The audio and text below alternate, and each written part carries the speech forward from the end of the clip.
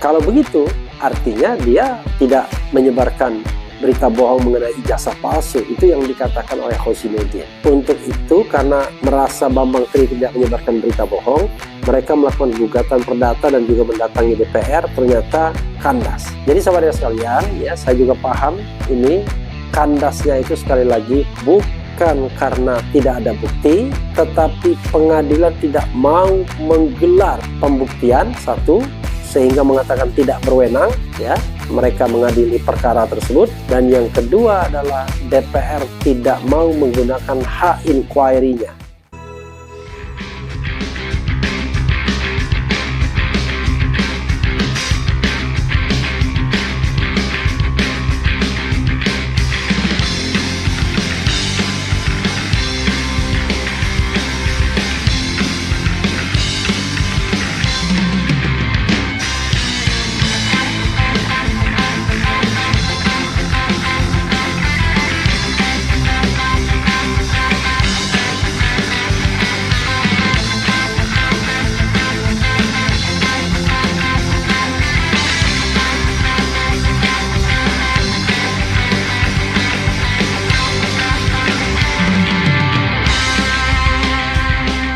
Saya ingin mengulas satu pendapat, ya, satu masukan, satu tulisan yang dibuat oleh seseorang yang mengikuti betul isu ini.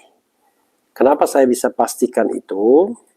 Karena Ahmad Husainuddin adalah lawyer yang memperkarakan soal ijazah, dugaan ijazah palsu Presiden Jokowi, baik di pengadilan Solo dalam konteks pidana, ya, maupun di pengadilan lainnya, ya, itu di Jakarta dalam konteks gugatan perdata.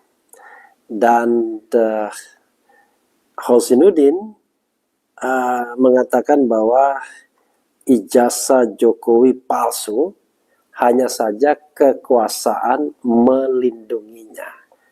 Sejauh apa kebenaran pernyataan Husainuddin tersebut?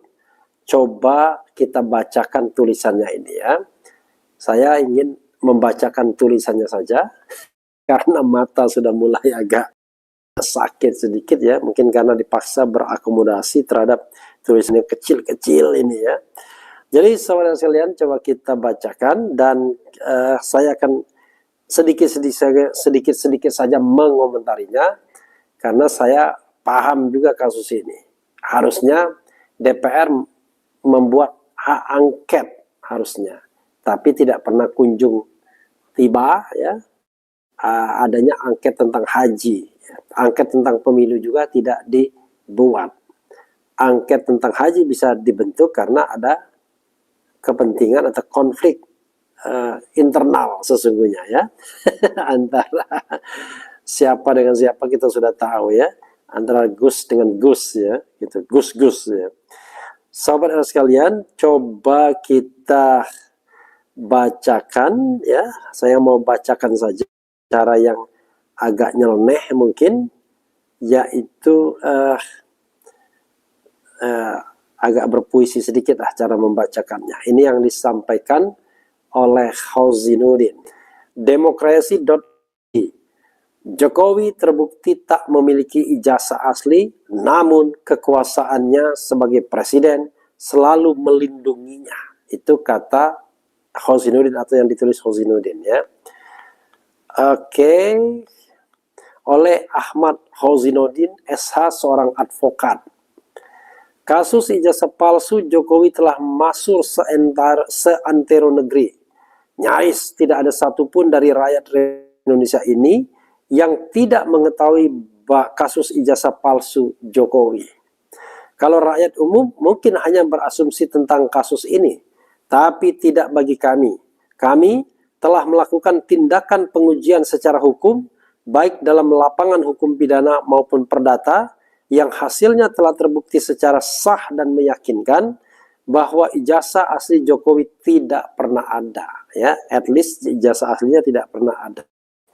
Dengan demikian menjadi sahih keyakinan publik tentang ijazah Jokowi palsu sebagaimana diterangkan oleh Bambang Tri Mulyono, ya, dalam bukunya Jokowi Undercover. Oh, ada Mulyononya juga namanya Bambang Tri ini, ya.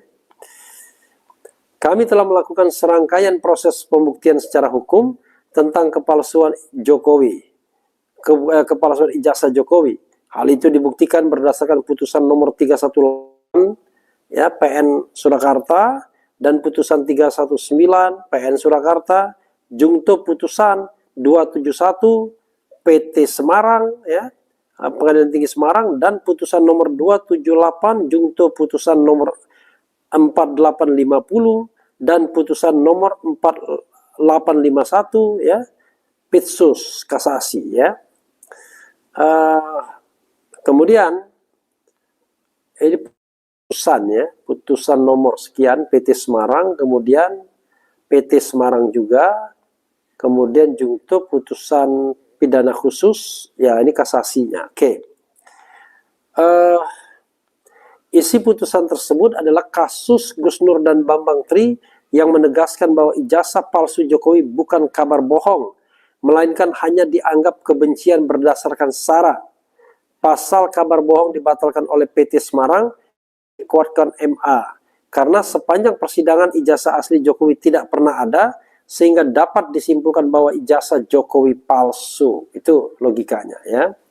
Karena ijazah Jokowi palsu, kami berusaha mendatangi DPR RI agar memproses pemakzulan Jokowi. Kami berpandangan bahwa Presiden Jokowi harus dimakzulkan karena telah terbukti tidak memenuhi syarat sebagaimana dimaksud dalam pasal 7A Undang-Undang Dasar 1945, jungto pasal 169 Undang-Undang Nomor 7 Tahun 2017 tentang Pemilu, berupa tidak memiliki ijazah asli, baik SMA atau sederajat sebagai syarat menjadi presiden, dibuktikan dengan adanya putusan Pengadilan Negeri Surakarta, putusan Pengadilan Tinggi Semarang, dan putusan Mahkamah Agung RI dalam perkara Gus Nur dan Bambang Tri Mulyono. Namun, saat mendatangi DPR RI, aspirasi kami ditolak.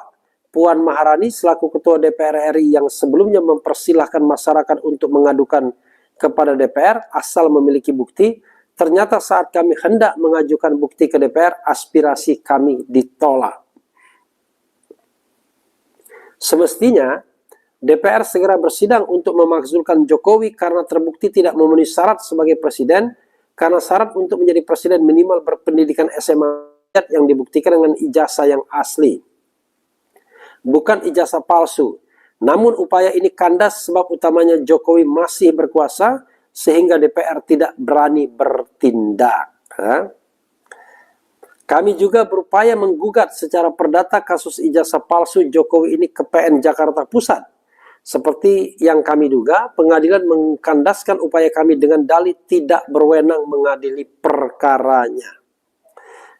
Kesimpulan kasus ijazah palsu Jokowi ini tidak bisa bergulir bukan karena tidak ada bukti, tapi karena kekuasaan Jokowi sebagai presiden menjadi penghalang proses hukumnya. Karena itulah, pasca Jokowi lengser tanggal 20 Oktober 2024 nanti, semua kasus kejahatan Jokowi dan kebijakan yang zalim telah kami persiapkan untuk diproses agar saudara Jokowi diseret ke penjara. Pasca Jokowi tidak lagi menjabat sebagai presiden, mungkin Jokowi bisa diproses. Ngeri-ngeri sedap ini. Kasusnya tentu saja bukan hanya soal ijazah palsu, masih banyak kasus Jokowi lainnya yang segera kami inventarisasi.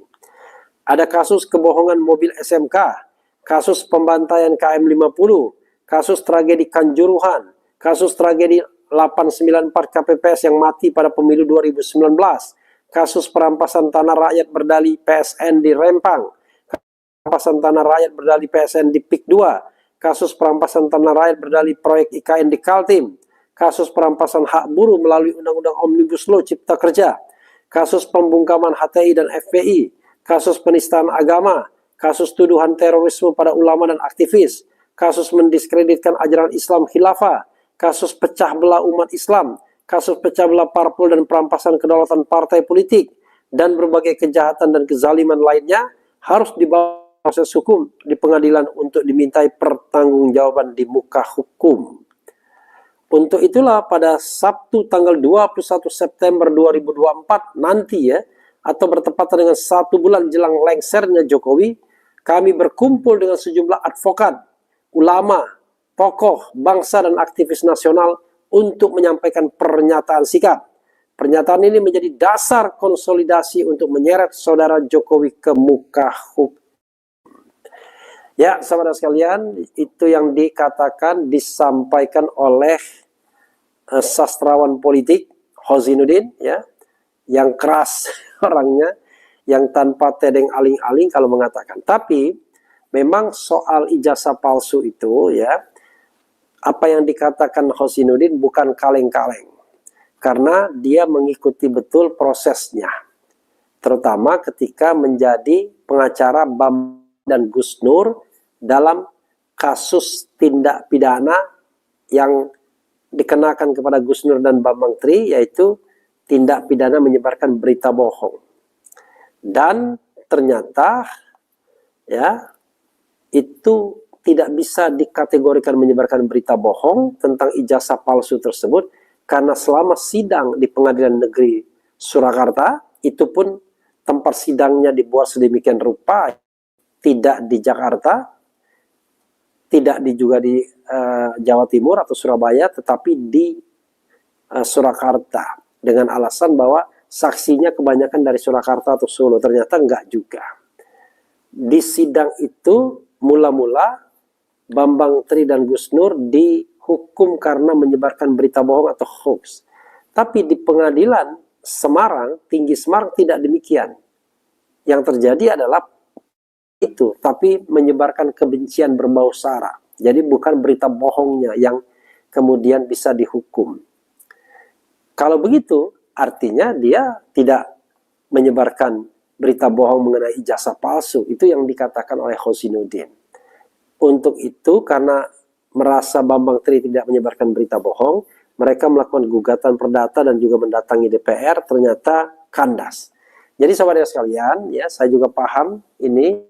Kandasnya itu sekali lagi bukan karena tidak ada bukti, tetapi pengadilan tidak mau menggelar pembuktian, satu, sehingga mengatakan tidak berwenang, ya, mereka mengadili perkara tersebut. Dan yang kedua adalah DPR tidak mau menggunakan hak inquiry-nya atau hak angketnya atau hak penyelidikannya. Padahal so easy, mudah sekali kalau DPR mau melakukan hak tersebut. Tinggal panggil Jokowi atau wakilnya atau sekretariat negara, bawa ijazahnya yang asli, ya, lalu kemudian dilakukan laboratorium forensik yang independen, kemudian akan case close. Kalau palsu, maka impeachment. Kalau asli, case close, selesai. Jadi tidak ada lagi spekulasi soal ijazah palsu. Kan nggak enak kan dispekulasi terus-menerus.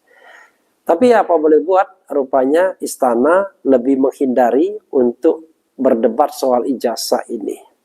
Maka Hozinuddin, Egy Sujana, dan lain sebagainya, itu permohonannya tidak ditindaklanjuti oleh Pengadilan Negeri Jakarta Pusat. Ya, jadi gugatan perbuatan melawan hukumnya, gugatan perdatanya tidak diproses lebih lanjut. Tapi yang jelas anak bernama Gus Nur dan Bambang Tri itu merasakan hukuman karena dianggap telah melakukan penyebaran berita bohong awalnya, tapi kemudian yang masuk adalah ujaran kebencian. Ya, kalau ujaran kebencian berbasis sara, saya juga bingung, karena presiden itu bukan suku, bukan agama, bukan ras, bukan antar golongan. Kok bisa kemudian dikategorikan sebagai ujaran kebencian berbau atau berbasis sara? Punya nggak punya ijazah sudah terlanjur terus, mau apa selama ini beliau kerja dengan benar dan baik, pro dan kontra biasa. Yang nggak bisa dong, ya, harus ada pembelajaran publik. Misalnya kalau ijazahnya palsu, ya harus ada pertanggungjawabannya, ya, karena dia sudah melakukan kebohongan publik. Raja Jawa ijazah palsu, hahaha. Satu Indonesia kena prank Mulyono, manusia-manusia jadian serba palsu. Gara-gara ijazah palsu itulah negara. Kalau terbukti ijazahnya palsu, terus gimana kebijakan selama jadi presiden? Ya enggak. nggak bisa dibatalkan, tetapi intinya ke depan apakah dia berhak mendapatkan pensiun sebagai presiden dan lain sebagainya, bagaimana tempatnya dalam sejarah Indonesia. Jadi kita luruskan sejarahnya. Sangat setuju tangkap dan adili Jokowi, penjarakan dia, presiden penipu, pembohong dan zalim terhadap rakyat. Ya nggak boleh terlalu berlebihan juga ya. Kita harus nah ini itu yang tidak boleh overdosis. Jadi kalau menghina tidak boleh overdosis ya. Katakan saja apa adanya ya. Heran ada profesor, ada ahli hukum, ada Polri, ada TNI kok kalah dengan orang nggak punya ijazah. Kasihan rakyatku, sangat hina. Ya tapi dia punya kekuasaan puncak bro. Ya, dia punya kekuasaan puncak. Tidak ada asap kalau tidak ada api. Isu ijazah palsu sekonyong-konyong ada, tapi memang benar palsu ya. Ini berdasarkan hasil investigasi Bambang Tri ya, Bambang Tri Mulyono. Jadi bukan hanya sekedar sentimen ya. Threshold 20% kok enggak dari dulu pilpres kok diputusin waktu pilkada pilgub. Apa niat threshold ini cuma cara jegal Anies? Pilpres kebobolan karena Nasdem PKB tapi pilgub berhasil PKS ya. Ya mungkin karena ya lobbynya kuat banget ya untuk meloloskan seseorang. Nah, tapi mungkin setelah ini kita mau membangun demokrasi secara lebih beradab ya, mungkin ya. Begitu. Jadi permohonan penghapusan threshold itu mudah-mudahan dikabulkan karena sedang berjuang Hadar Gumai dan Titi Anggraini. Hadar Gumai dari Negeri, Titi ini dari Perludem atau pengamat hukum dan pengajar hukum juga dia. Bagaimana pendapat RH tentang RG yang tidak butuh ijazah? Katanya ijazah hanya tanda orang pernah sekolah, bukan tanda orang bisa berpikir. Begini ya, Anda jangan benturkan fenomena ijazah palsu dengan pernyataan Rocky Gerung. Rocky Gerung itu ya mengatakan bahwa ijazah bukan berarti orang pernah berpikir. Ya memang benar, tetapi sebagai syarat administratif dia kan harus dipenuhi. Itulah sebabnya Rocky Gerung tidak bisa mengajar lagi gara-gara syarat administratif dia cuma berijazah S1. Kemampuannya S4 bukan hanya S3. Tetapi syarat administratif itu tidak terpenuhi. Sama dengan presiden. Mungkin orang yang tidak sekolah banyak yang jauh lebih pandai. Ya. Tetapi undang-undang syaratnya harus lulus SMA. Jadi syarat itu harus dipenuhi terlebih dahulu. Jadi syarat itu ada syarat yang sifatnya administratif, syarat yang sifatnya substantif. Nah, kalau syarat administratif tidak terpenuhi, ya tidak bisa juga. Tapi kalau syarat substantif, kita bisa berdebat. Ya, misalnya kualifikasi mampu secara jasmani dan rohani untuk menjadi presiden dan wakil presiden. Ya, kita bisa berdebat apa sih? What does it mean? Mampu secara jasmani dan rohani. Tapi kalau menjadi warga negara Indonesia, itu syarat administratif yang tidak perlu kita perdebatkan. Kalau Anda tidak punya KTP, paspor Indonesia, itu artinya Anda bukan warga negara Republik Indonesia by law ya. Karena paling tidak Anda harus punya dokumen yang menunjukkan Anda warga negara Indonesia.